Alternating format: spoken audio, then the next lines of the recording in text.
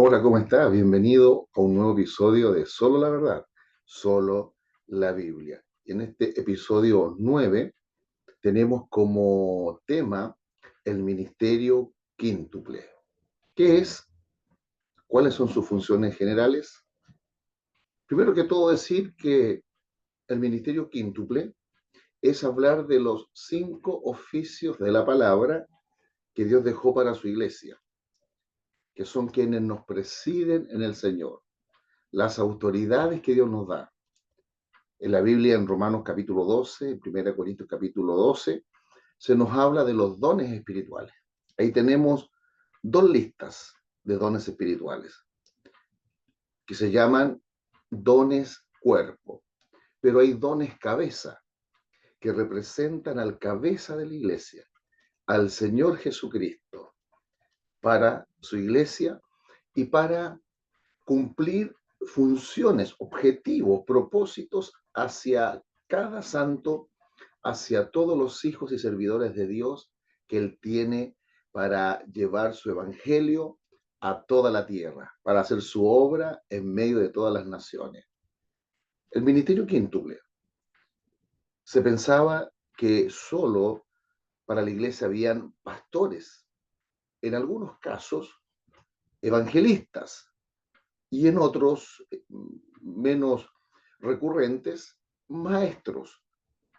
Pero la escritura dice que el Señor, en Efesios capítulo 4, verso 11, luego de ascender, de hacer la obra salvadora, encarnado, la cruz, su sepultación, su resurrección, y ascendió, dio dones a los hombres. Y son 5, de allí viene la palabra quíntuple, 5 ministerios u oficios de la palabra.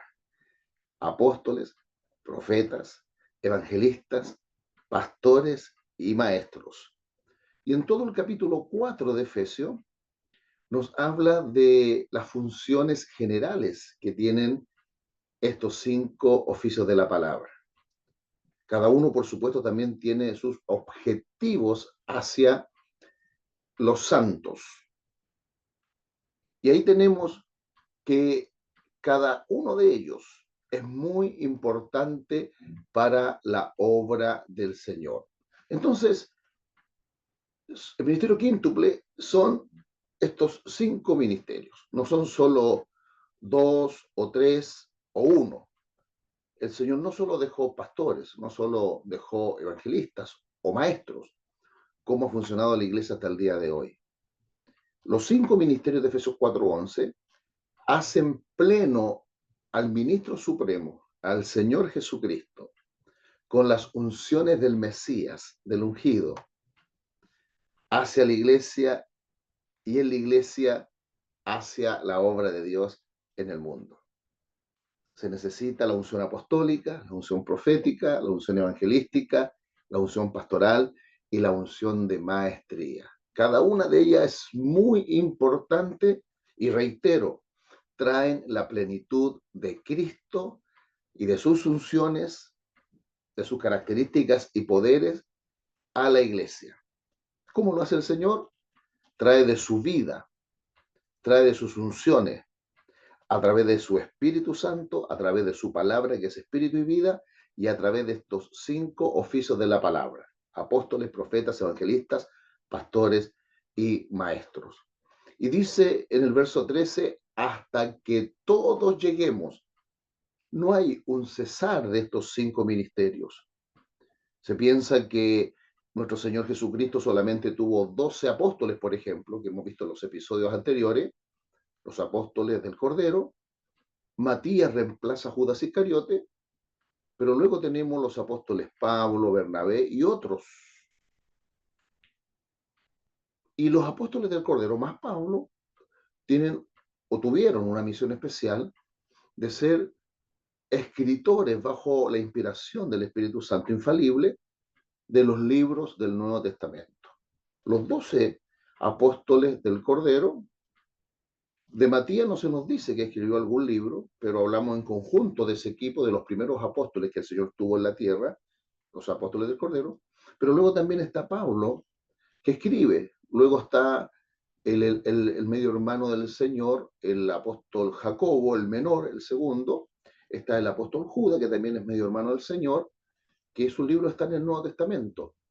Por lo tanto, aunque hay una función muy especial de los apóstoles del Cordero, más algunos apóstoles de la Iglesia, de la Ascensión o del Espíritu Santo, que se da su nombre a los apóstoles que vienen después de la ascensión del Señor al cielo, esa función, aunque se cumplió, en ninguna manera dice que por eso cesaron o ya no se necesitan los apóstoles, los profetas, los evangelistas, los pastores y los maestros. ¿Y por qué funcionamos solamente con un oficio de la palabra de Efesios 4:11, pastores, o con dos, pastores y evangelistas, o con tres, pastores, evangelistas y maestros? Eso no es correcto. No existe el cesacionismo, no es una doctrina bíblica. El Señor sigue con su iglesia funcionando tal cual como en el libro de los Hechos. El Evangelio es uno y eterno, como está en el libro de los Hechos en el Nuevo Testamento. Y Jesucristo, en su actuar, con los dones del Espíritu, con milagros, con maravillas, con los hechos sobrenaturales, dice Hebreos 13:8, es el mismo ayer, hoy y por los siglos. Y necesitamos ser esa iglesia del libro de los Hechos, del Nuevo Testamento, como el Señor actuó en los días de su carne. Y lo que está escrito en el libro de los Hechos y vemos en el Nuevo Testamento lo sigue haciendo hoy. Así que tenemos que tener mucho cuidado con el cesacionismo. El Señor sigue haciendo lo mismo con su única iglesia, con su único y eterno evangelio y con las obras que Él hace hoy, las ha hecho antes y las hará siempre en favor de nosotros los humanos hasta que restaure totalmente su reino y su gloria en toda la tierra. ¿Qué dice Efesios capítulo 4, verso, leamos del 10 para recordar lo que vimos en el episodio anterior? Y eso de que subió, que es sino que también había descendido primero a las partes más bajas de la tierra. El que descendió es el mismo que también subió por encima de todos los cielos para llenarlo todo.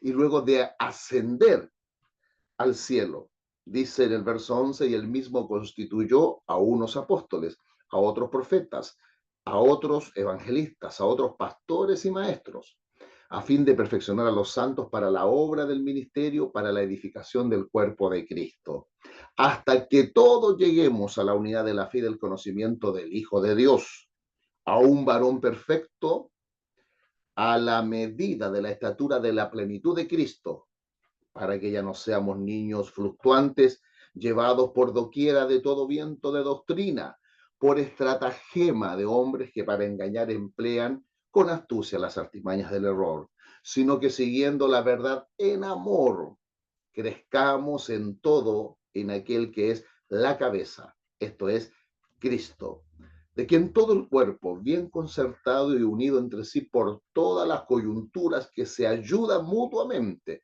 según la actividad propia de cada miembro, recibe su crecimiento para ir edificándose en amor. Aquí tenemos las funciones generales de los 5 ministerios u oficios de la palabra, de los dones cabeza, de quienes nos presiden en el Señor, las autoridades que nos da como iglesia y que tienen estos propósitos generales y objetivos para que hagamos la obra del Señor como iglesia en el mundo. En otros episodios hablaremos de los objetivos de cada una de estas unciones u oficios de la palabra de Efesios 4:11. Hoy nos queremos referir en estos minutos, en este episodio 9, de los propósitos generales. Vemos acá en Efesios capítulo 4, del verso 10 al 16, donde hemos leído, primero, perfeccionar a los santos para la obra del ministerio, labor de los 5 ministerios. Por supuesto, hago un resalte del ministerio pastoral, que es el ministerio que Dios da y se compromete con una congregación, con la iglesia del Señor, para pastorearla, para nutrirla y con otros propósitos que veremos en algún otro episodio. Pero el pastor, de acuerdo a Hebreos capítulo 13, versos 7 y versos 17, es el encargado de la congregación y quien da cuenta al Señor por la congregación. Pero es un trabajo en equipo de estos 5 ministerios de la palabra de Efesios 4:11. Primero, perfeccionar a los santos para la obra del ministerio, es decir, que cada hijo de Dios, todo salvado pueda tomar su lugar en el cuerpo de Cristo, ser ese miembro único y cumplir con las funciones o servicios que Dios le da en favor del cuerpo de Cristo en general y en favor de la obra de Dios. Es lo que dice en segundo lugar, edificar el cuerpo de Cristo. El cuerpo de Cristo tiene que crecer en calidad espiritual, a la imagen de Cristo y en forma numérica, que el Señor nos use como instrumentos para Él salvar y añadir a su iglesia a los salvados. Habla de que los propósitos de los 5 ministerios es llevar a los santos a la madurez, a la estatura, a la plenitud de Cristo. Que la imagen de Cristo, el carácter de Cristo se forme en nosotros, que podamos vivir en esta tierra haciendo la voluntad de nuestro Padre en el carácter y en el poder de nuestro Señor Jesucristo. Que crezcamos en unidad, en fe, en verdad, en conocimiento y amor de Jesús. Propósito de los 5 ministerios de Efesios 4:11, los propósitos generales de todos. Velar y cuidar a la iglesia para que no sea afectada de enemigos, de pecados, de maldades. Algo importante también que vemos acá implícito en estos versículos de Efesios 4, como funciones generales de los 5 ministerios. Impartir a la iglesia la característica, el poder de cada oficio ministerial. En otro episodio veremos que cada santo y toda la iglesia tiene que estar impartida con la unción apostólica, profética, evangelística, pastoral y de maestría del Señor Jesucristo.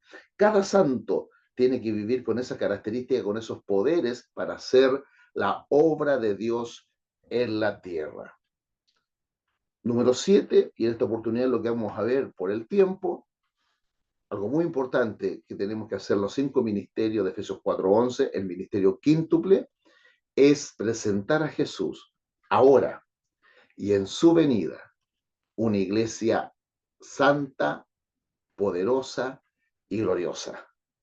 Dice la Escritura que Él viene a buscar a esa iglesia sin mancha, sin arruga, gloriosa, que está usando ahora para llevar el evangelio del reino y que las personas sean salvadas en todas las naciones de la tierra. Y es la iglesia que Él viene a buscar, una iglesia santa, sin mancha, sin arruga, gloriosa, que se ha preparado para sí. Y el apóstol dice en el libro de 2 de Corintios capítulo 11, yo les he desposado con un solo novio, Cristo.